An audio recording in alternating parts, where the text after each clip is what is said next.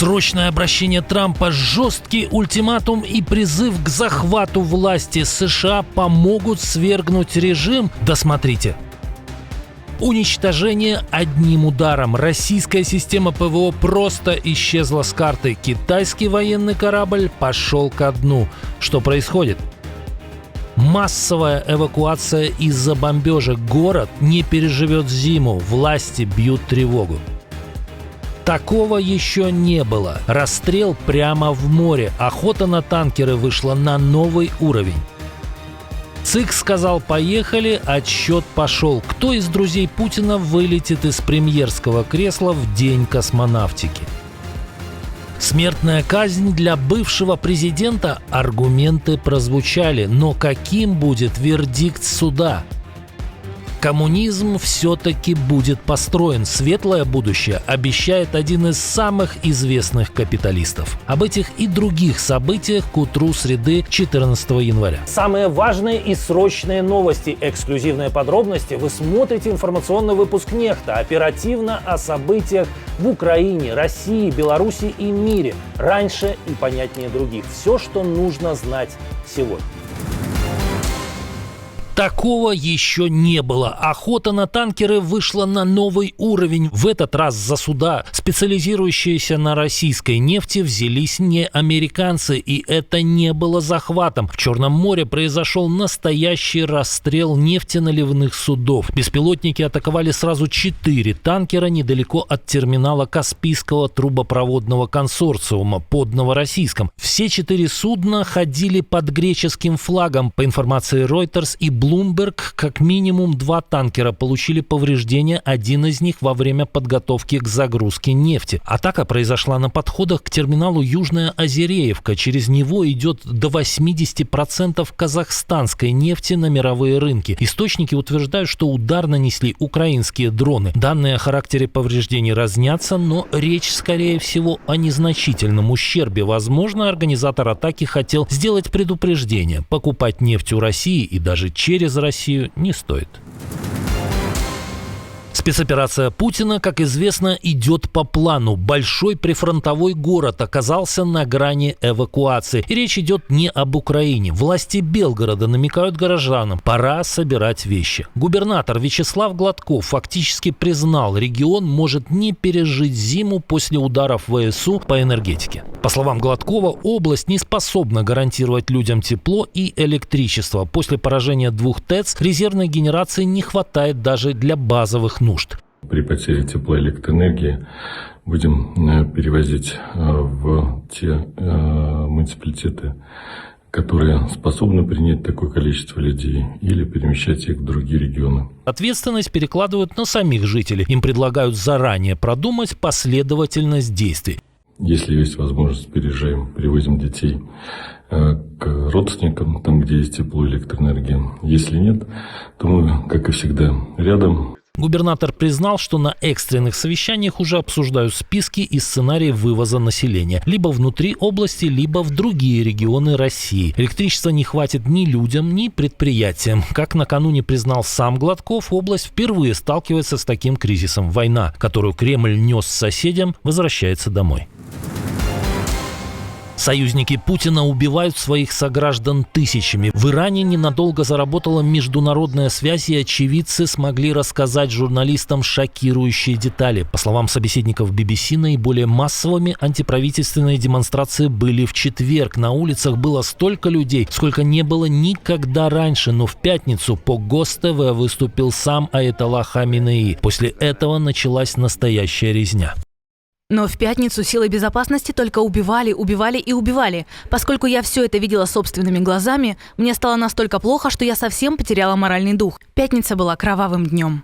По словам очевидцев, силовики и местные тетушки из движения «Басидж» стреляли в людей даже из автоматов, не пытаясь прибегать к дубинкам и другим полицейским средствам. Еще накануне правозащитники оценивали число жертв в 500 человек, но теперь счет идет уже на тысячи. Неназванный представитель режима, назвавший демонстрантов террористами, заявил Reuters, что погибло 2000 человек. Такого числа жертв в результате действий властей по разгону протестующих, согласно открытым данным, не фиксировалось, по крайней мере, с начала века.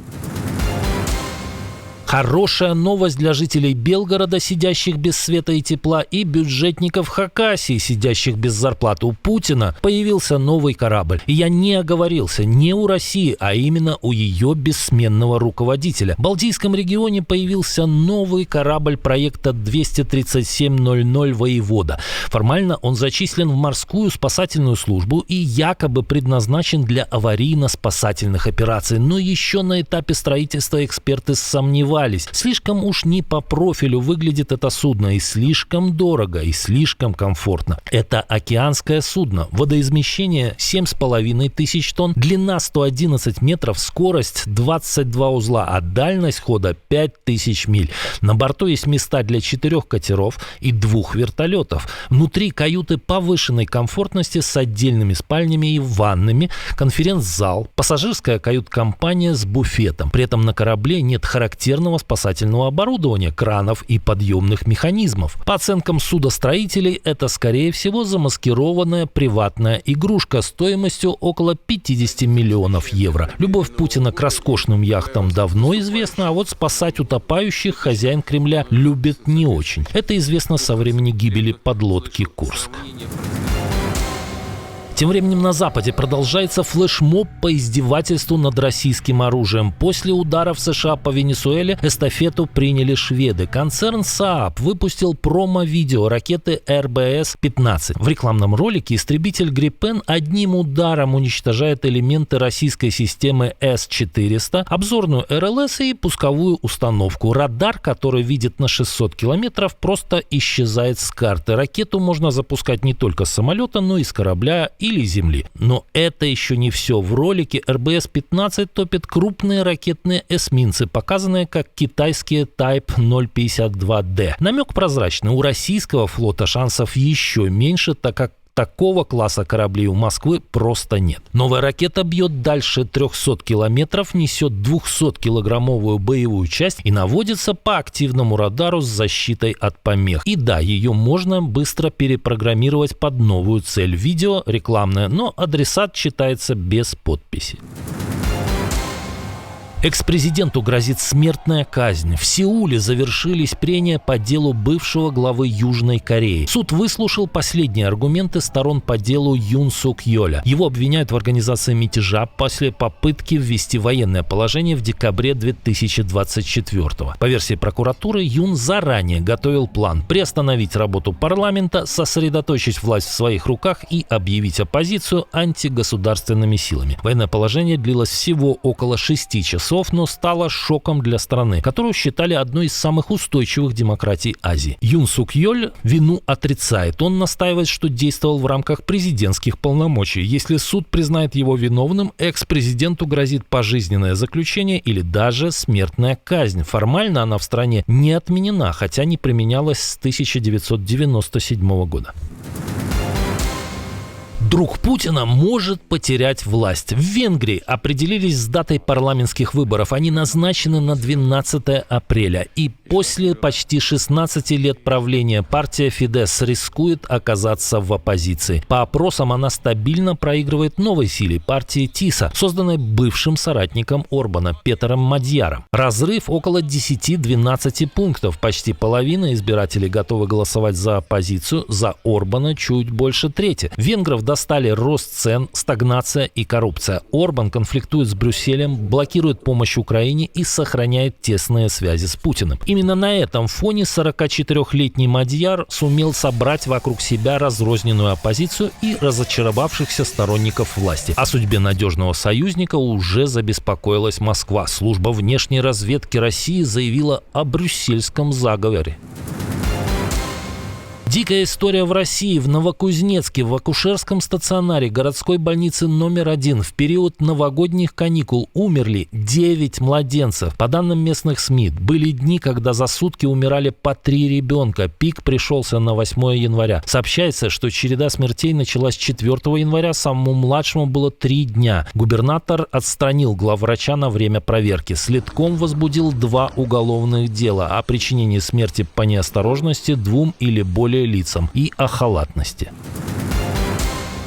Многие наши зрители хорошо помнят, как КПСС обещала нам коммунизм. Так вот, он все-таки наступит. Светлое будущее обещает не товарищ Зюганов или товарищ Си Цзиньпин, а господин Маск. В подкасте Moonshots Маск поделился видением будущего. Через 10-20 лет деньги не будут иметь значения. По его версии, искусственный интеллект сделает товары и услуги настолько дешевыми, что платить за них просто не придется. Он говорит о мире универсально высокого дохода, где ИИ все производит, а люди получают все необходимое без работы. Но как именно это будет работать, Маск не объяснил. А главное, кто за этот марксизм-илонизм заплатит. На вопрос о налогах с корпораций и перераспределении доходов он ушел от ответа. Зато пообещал, что к 2030 году ИИ станет умнее всего человечества вместе взятого. Самый богатый человек мира заявляет нам, копить на пенсию больше не нужно. Правда, обладая состоянием в сотни миллиардов, сам все-таки судится за компенсационный пакет в 139 миллиардов.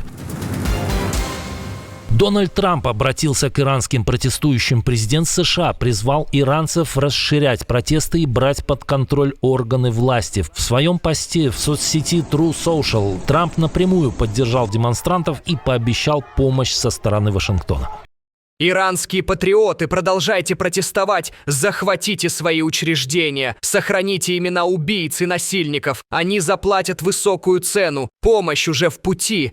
Президент США также заявил, что отменил все контакты с иранскими официальными лицами, пока режим Аятолл не прекратит убийство протестующих. Ранее он предупреждал, что Тегеран пересекает красные линии, и США рассматривают очень жесткие варианты ответа. А в прошлом выпуске мы вам рассказывали о космическом позоре Путина и о планах создания общеевропейской армии, о том, где Медведев грозит провести референдум о присоединении к РФ, и о том, какой удар уже нанес Трамп по иранскому режиму. Посмотрите, если еще не видели. Подписывайтесь, чтобы не пропустить ничего важного. И приходите вечером.